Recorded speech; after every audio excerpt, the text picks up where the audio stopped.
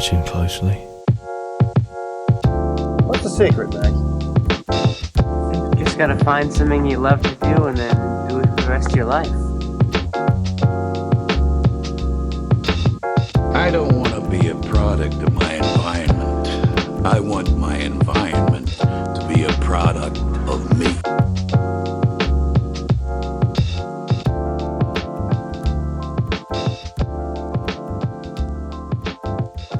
Hello, and welcome to The Establishing Shot, a podcast where we do deep dives into directors and their filmographies. I am your host, Eli Price, and we are here on episode 71 of the podcast. We covered Steven Spielberg's Amistad last week into our Spielberg series in the 90s, his movies of the 90s. And we're going to move forward with that next week, covering his movie Saving Private Ryan from 1998. But this week we have a couple of things we're doing in between those two episodes. In a bit, what we're going to do is I'm going to just kind of give like a brief overview of DreamWorks. And, Spielberg started DreamWorks in 1994. Amistad was his first picture that he made under his DreamWorks Studio label. And so some of my resources talk about him starting DreamWorks and kind of the like a summarized history of DreamWorks. So I figured I'd cover that on the podcast. We're going to do that a little later. But first, we have something that should be fun. I have opportunities for you as a listener to support the show. I am a self-produced podcast, so I really need some support to keep the podcast going. You can support monthly starting at $5 a month. You can find out how to do that on the website establishingshotpod.com. I would greatly appreciate you checking that out and supporting the podcast if you enjoy listening through these series with me.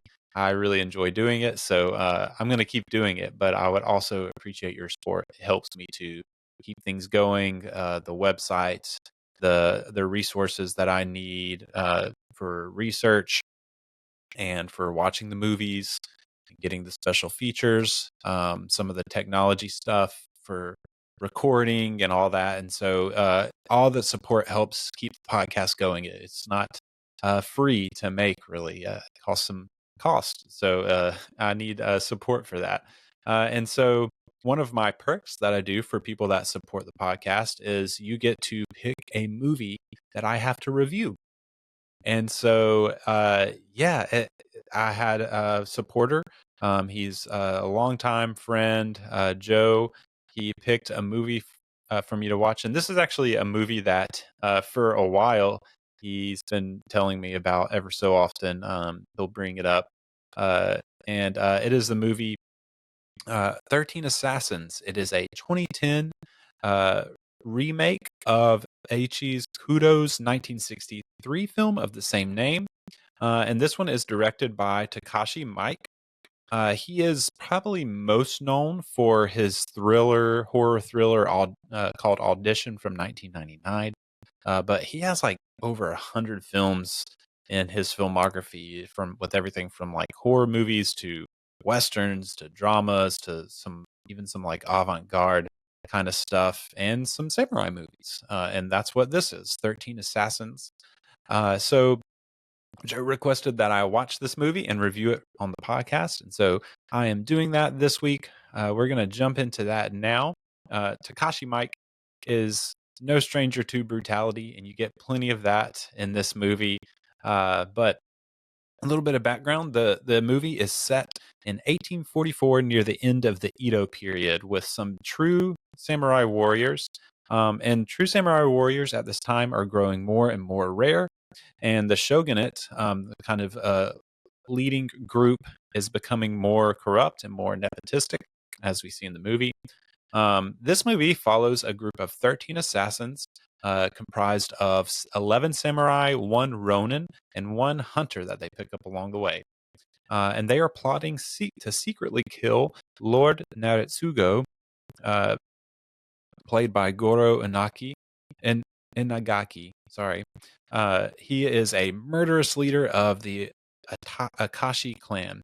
And Naritsugo is the half brother of the shogun, who is the leader of the shogunate council. The kind of, I guess you could say the leading group, the legislative group of this area. And he's the half brother of the shogun, and he is in line to be appointed to the shogunate council. The problem is he is murderous. He is killing people at a whim and raping women and uh, just kind of doing what he wants. And since his half brother is the shogun, he kind of gets away with it, and he's even in line to go take over as a seat on the council. And so a member of the shogunate, from what I could understand, it seems like he's a member or at least really important. His name is Sir Doi, played by Mikijiro Hira. He assigns a respected samurai, Shimada, played by Koji Yakusho, to assemble a team of assassins to thwart Naritsugo's rise to power and try to avoid civil war. Because obviously, if you have a guy going around raping women and killing people at whim, then you're going to make some people upset. And you appoint him to a council, a leading governing council, and there's going to be some people that are not going to be happy. And so Sir Doi assigns Shimada to assassinate him, to avoid all of this, to try to preserve the samurai way, the shogunate way, as those things seem to be waning. And so that's kind of what the movie is about. That's kind of a little bit of a look into the plot. I'm going to try not to spoil a whole lot, although I don't think there's really a whole lot to spoil for the movie. Even if I explained the whole plot to you, you would probably still get the same enjoyment out of watching it if I didn't. In my opinion, that's just me. But yeah, I wanted to mention too, Koji Yakusho. He is the main samurai, Shimada, the kind of the leader of the group. He's also the lead actor in my favorite movie of the year so far. Some people had it on their list for last year, for 2023. It really had its limited and release here in the U.S. in 2024, so I'm counting it for this year. Wim Wenders' Perfect Days, which is set in Japan.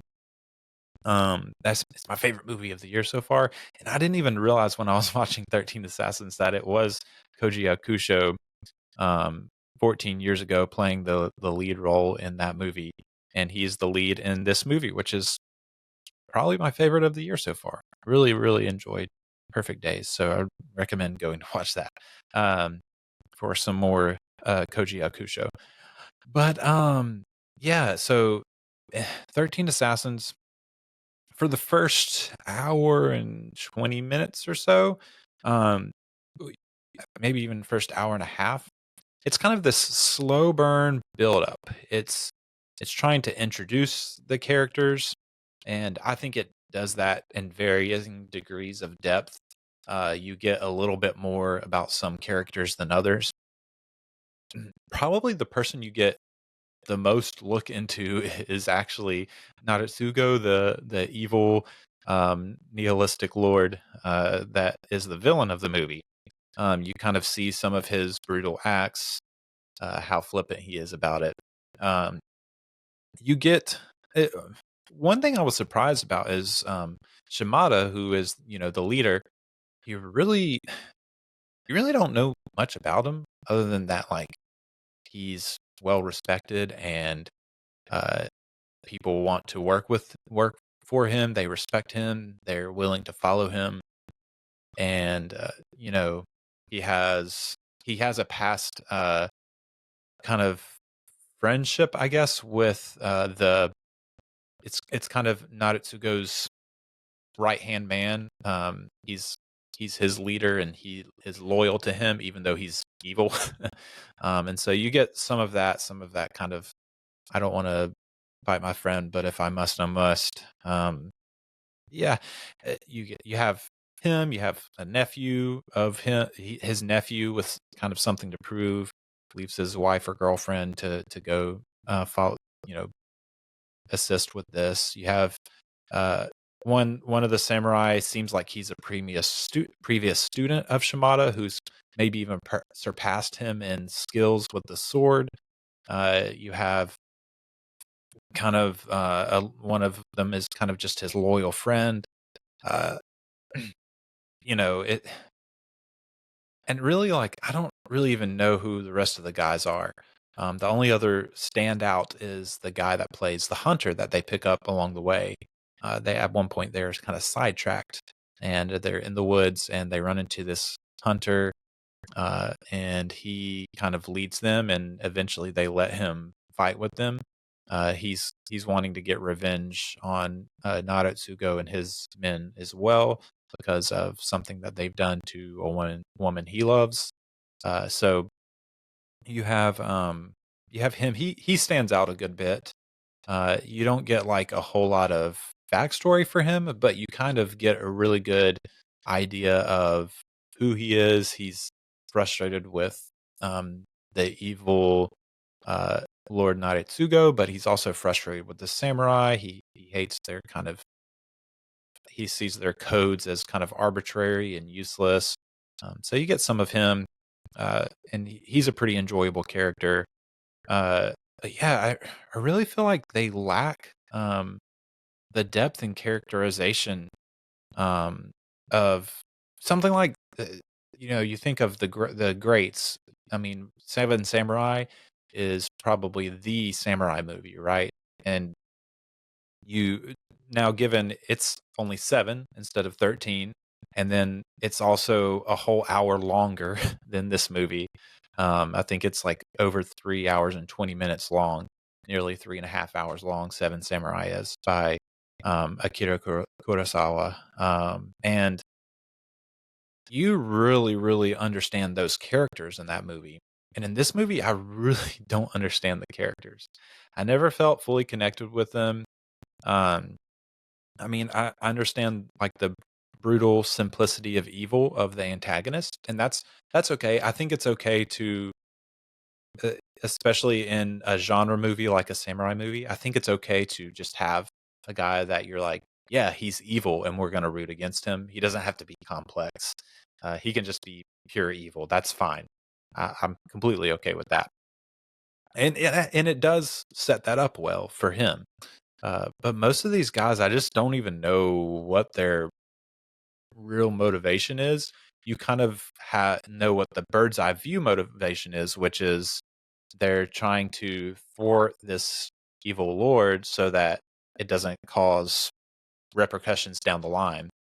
Um, but I mean, that's kind of a bird's eye view. Like I understand their cause as a group, but when you have a movie like this that seems to want to slowly introduce you to the characters so that they it really like means something to you when they die, I just feel like this misses the mark.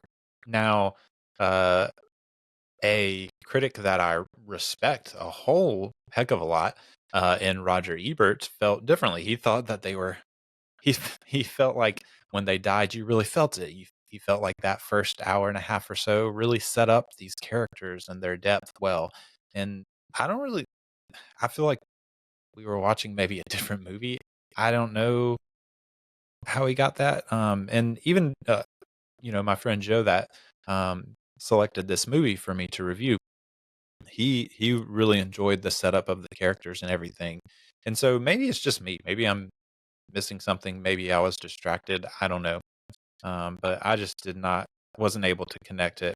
It felt a little bit laborious, um, and at times that first hour and a half or so. And so, really, I'm just all that to say, if you're looking for really great characters with a lot of depth, I would say just go watch a Kurosawa movie. Um, Go watch Seven Samurai. Go watch Yojimbo. Go watch Ran. Uh, all great movies. And I need to watch some more Kurosawa myself. Honestly, he has more samurai movies that I haven't seen. I would even say a movie like, I don't know if Ashes of Time by oh shoot, my mind is completely blank on the director of Ashes of Time. He's one of my favorite directors, so I feel really crazy right now. Wong Kar-wai, uh, my goodness. Which it's Chinese. So I'm not sure if you would say this might not even be samurai. It might be it's in that same vein of movies. I feel like it's a samurai movie, but I'm not sure, I guess. I don't want to get something culturally wrong and call that a samurai movie when it's not, since it's a uh Chinese story. But anyway, yeah, just go watch Kurosawa instead, if you want that. But I will say this, that final, like, 45 minutes is the main attraction, and it's the main reason to watch this movie, and it's the reason that I can ultimately say I did kinda like the movie. Yeah, the first hour and 20 minutes or so is a bit laborious. It's not, like, terrible. I wasn't sitting through it like, "Oh, this is so boring. I wish I didn't have to watch this movie." It wasn't like that. It was just I wanted more from it, I guess, is the best way to say that. But that last 45 minutes to an hour is honestly, like, really, really great. Um, so the setup needs tightening, but once you hit the action, you kind of forget all about it. It once they get to this town, they know, okay, Naratsugo, he has like 70 men with him. We're just 13 men. We need to figure out a way to cut him off. We've got to use strategy. And so they head him off and get to this town that kind of blocks his passage. It's somebody that he's messed with in the past, their family. And so, um, you know, the, Shimada and his other assassins, they're like a baker's dozen of assassins. They work with the townspeople to kind of like booby trap this town. They like build all these walls and set up explosives and all this kind of stuff. Um, and then when Naratsugo comes back, he has like 200 men, and so it's 13 against like 200. And because one thing that I think that Takashi Mike maybe does do to kind of, I guess, like, upend the typical samurai film, and do something, like, surprising with it, and because up to this point, it's really like a traditional samurai movie, a slow build, to a final encounter kind of thing, um, but once Naruto comes back and the fight begins, it's like bombastic and kind of crazy. I mean that there's like these flaming are they bulls or are they like boars? I can't remember. There's basically these flaming animals that he sends running through the town to maul Naruto's men. And It's just wild. And so I think in that way he maybe does upend the traditional samurai film a little bit. Um, Brings a little bit of his Takashi Mike flair to the action. Just there's buildings exploding and there's these really cool like the men will be like running down a street and all of a sudden they'll set these like gears off with ropes and stuff and there's these like huge gates that will close in front of them, made out of logs and rope and whatnot. It just like totally booby trap this town, and it's really cool and really fascinating and fun. Like fun, it's fun. And so yeah, then you just get a ton of like all of these booby traps, and you get all this baker's dozen of assassins, fighting off all of these men. And so, uh, I don't want to get too much into like how the movie ends, where it goes from there. I don't want to. typically I'm a spoiler podcast. I spoil movies because they're deep dives and we talk about everything. For a review like this, I'm gonna avoid talking about the ending too much. I guess in a vague way, I can say it does end how some samurai movies end. You get some justice, but also like it's bittersweet. And so really that's all I want to say about it.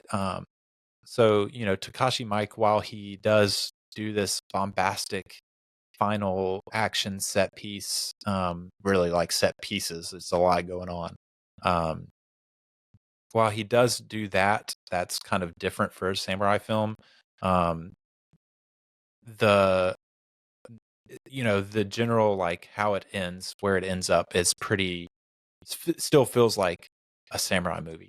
Um, what I loved about what I loved about it is one thing that people don't realize a lot of time is how actually really difficult it is to make big action set pieces with a lot of moving parts look good and not just look good but be comprehensible. And when you watch this movie, it is totally comprehensible. All the action, you kind of understand where people are for most of the part, for the most part. Who's where, what's going on, who's fighting who. Um, there's some kind of like artsy shots that he does, but it's still you still get like there's this shot where one of the warriors is starting to die, one of the assassins, and he kind of lays over and he's hanging over this pole, and you get this kind of like almost sideways upside down shot of one of his fellow assassins still fighting Nadatsugo's men off, and it's like this point of view shot that's it's fun and interesting, I guess. Uh, but there's minimal CGI used. Obviously, there's some. It's 2010, but a lot of it is very practical. The choreography is really well done. The sword fighting and everything. You get some comedy with I can't remember his name, but the hunter guy who's not a samurai. He's using this like sling to throw rocks with, and to like knock people with rocks, and so you get him like tossing rocks around and knocking people out with it, and that's really fun. And it's just brilliantly staged action set pieces, and really wonderfully shot and choreographed battles, and that kind of makes it all worth it. Because at the end of the day, like, when you watch a samurai film, at some point you want to see some action, right? And Takashi Miike really gives it to you. And so, did I think this movie was great? Not really. I thought it was at the end of the day, that last like 45 minutes of the movie made it worth it for me. And so I can say I did like the film. I didn't love it. I didn't think it was great. I felt like it had potential for me to love it if it would have done better with that first hour and 20 minutes or so. Um, but yeah, I really did enjoy it. I would recommend it. I thought it was good. I appreciate the recommendation from Joe. And yeah, if you want to recommend a movie for me to watch that I have to watch and review on an episode, then go support the podcast, and I'll hit you up and figure out what you want me to watch.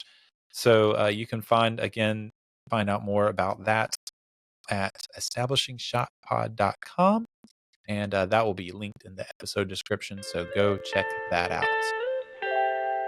So let's get into DreamWorks. Yeah, well, basically, I'm just going to give like an overview of DreamWorks. I thought it would be interesting and some more context to Spielberg's career. So we're going to just kind of run through, and I'm really like, I know I use resources for a lot of the information for all of my episodes.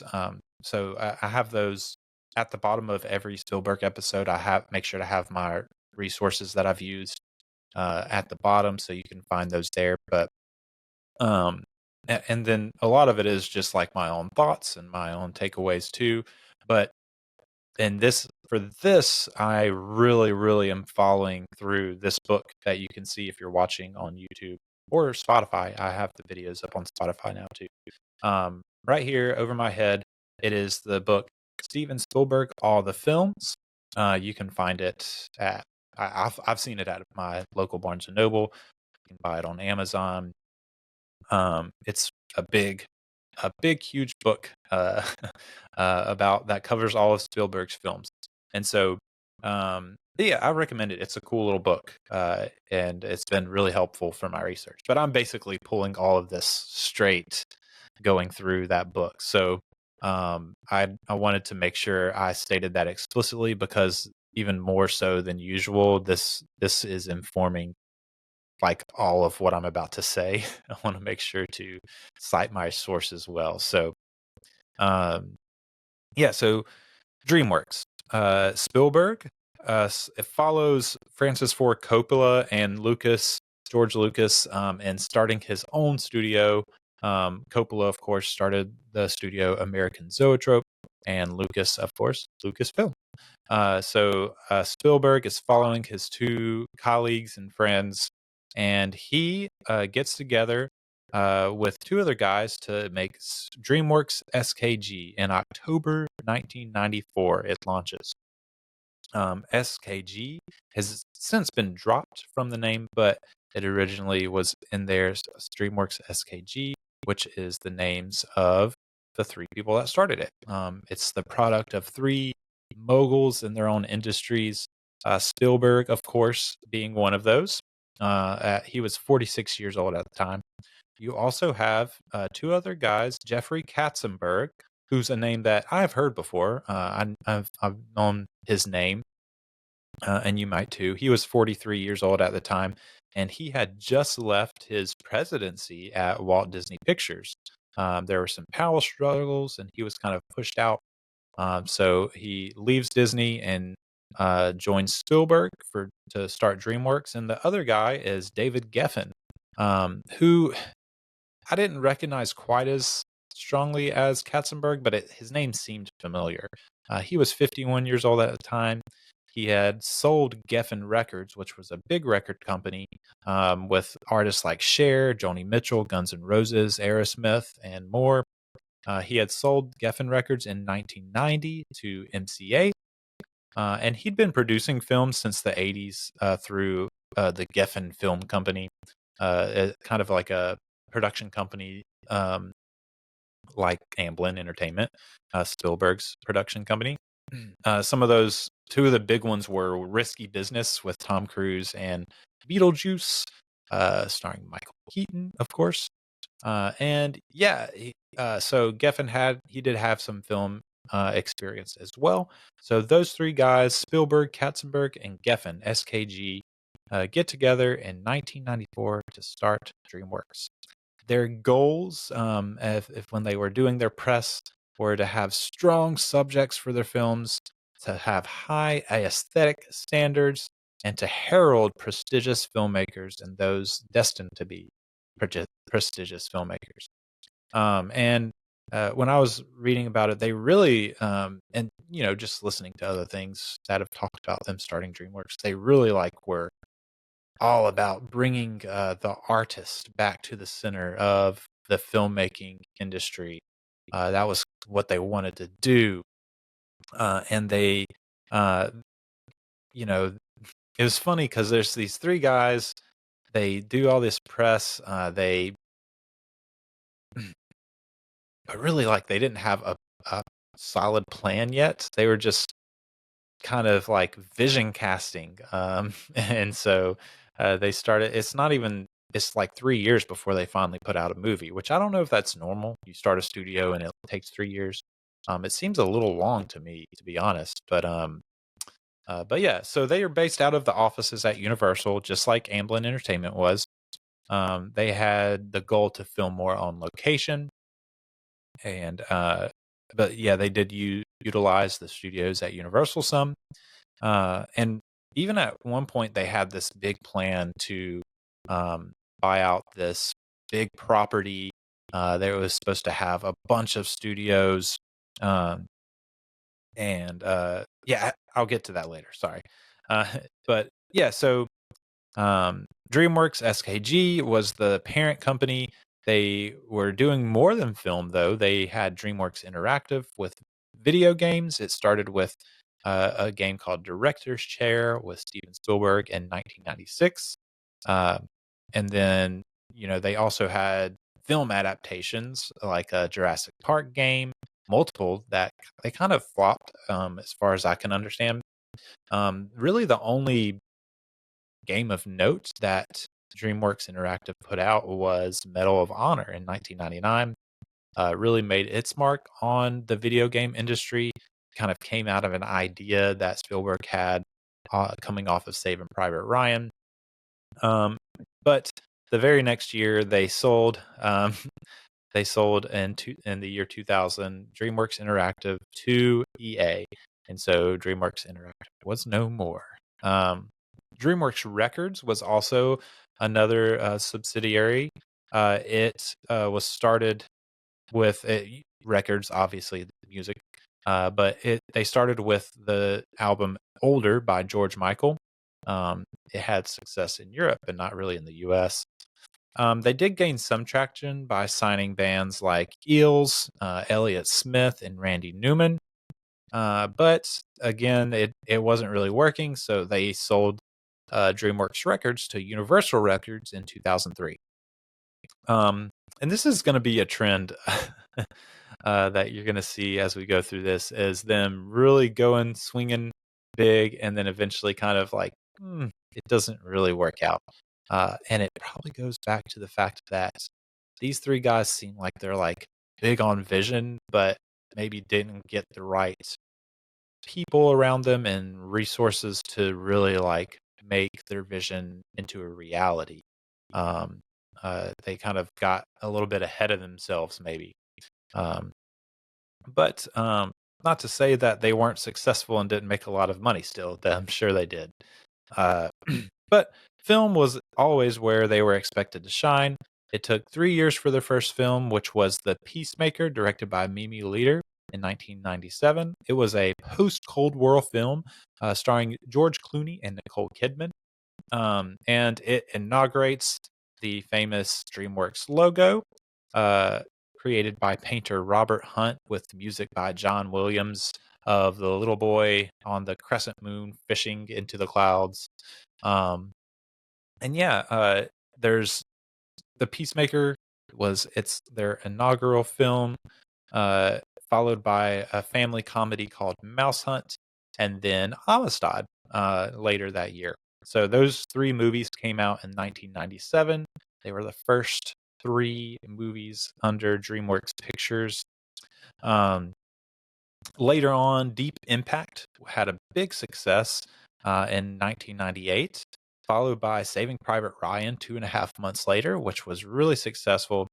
And Spielberg's more political direction in the 90s fit really well with DreamWorks project to have strong subjects and prestigious films, high aesthetic standards, as I said.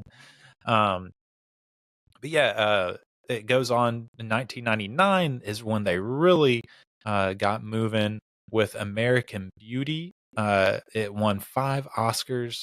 It launched Sam Mendes' career. It's kind of solidifies the studio's prestige status. And then followed the next year in 2000 by Gladiator, another great success. Ridley Scott directed. And in the midst of all this, they still are having financial problems. And so in spite of all this success that they're having in the film, with these films, it's still like, you got to think, you spend a lot of money making films. These aren't the only films they're putting out each year. These are just the successful ones I'm mentioning. And really, like, there's a lot of other films that maybe aren't doing as well.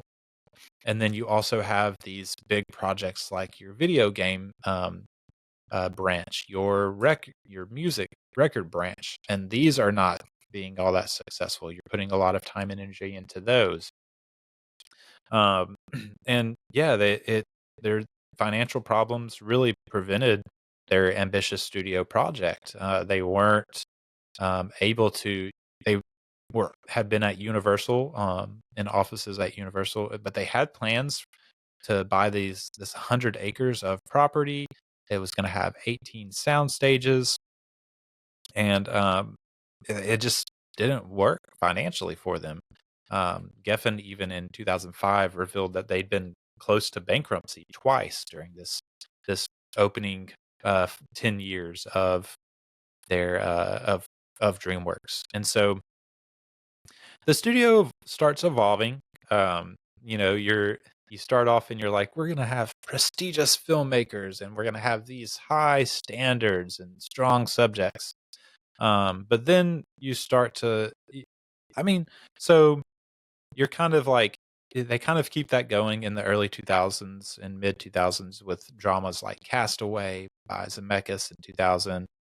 You have some history film collaborations with Clint Eastwood, two in the same year, actually. Flags of Our Fathers and Letters from Iwo Jima in 2006. But they start to kind of sell out on their initial art focus. The Joe Dante film Small Soldiers gets this toy deal, and then they start collaborating with Michael Bay, who they were kind of like opposed to at first, opposed to that sort of filmmaking. But they partner with Michael Bay. The Island was their first collaboration with him.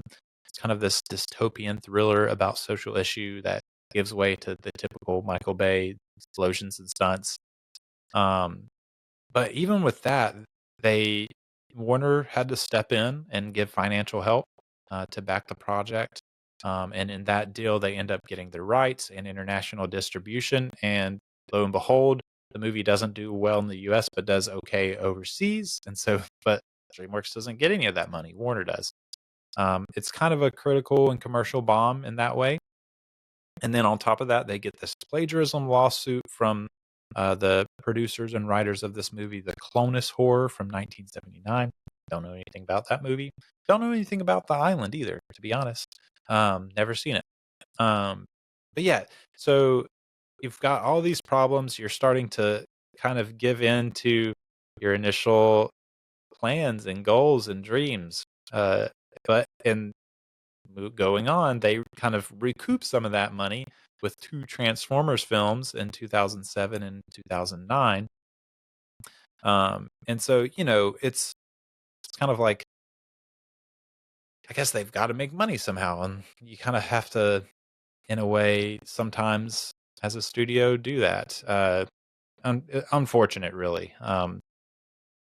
But yeah, during all this time too, this is probably another reason why they're not as successful as they want to be. They also have a TV division in DreamWorks Pictures, so you've got a lot of money and focus going into that. A lot of shows that didn't last. A few in '96, like Ink, High Voltage, and Champs. There's a show, It's Like in 1999. Really bad name. That doesn't last. Some did okay.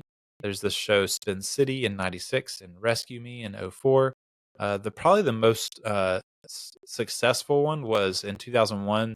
Spielberg and Tom Hanks put out Band of Brothers, about the team that in World War II. It's actually really good. I've seen Band of Brothers. Really, really well done miniseries. But yeah, their TV division eventually merges with Amblin Television in 2013. So that, another example of something going and then them having to get rid of it. But in the midst of all this, they quickly realized that animation is kind of their sneaky in, I guess. their sneaky way to actually like break out as a studio. Katzenberg, obviously was who was the head of DreamWorks Animation, coming out of Disney, really trying to get his revenge on Disney with this animation project. And they really hoped to get like 40 to 50% of their profits from their animated films. So their first animated film was Ants with a Z in 1998. It was the first DreamWorks animated film. Um, Crazily enough, Bugs Life 2 came out 2 months later. It had been in the works. It was kind of one of those things where it's like a race to get out your movie first. And John Lasseter and Andrew Stanton of Pixar, r- there was a lot of controversy because they claimed that Katzenberg had taken some ideas that they had talked about back when he was at Disney and made ants from that, and so that was a big controversy. But they moved on, they kept going, and they came out with Prince of Egypt that year, which was a big success. Great movie. I need to watch that. It's been a long time since I've seen Prince of Egypt, so I need to throw that on sometime. It was a big gamble, big budget gamble on a traditional animation. Uh, they follow that up with Chicken Run in 2000, made by the creators of Wallace and Gromit. Another example of it's claymation, stop motion, animated, not CGI. That's in 2000. And 2001 is when they really hit big with Shrek. Shrek wins the Best Animated Feature Oscar.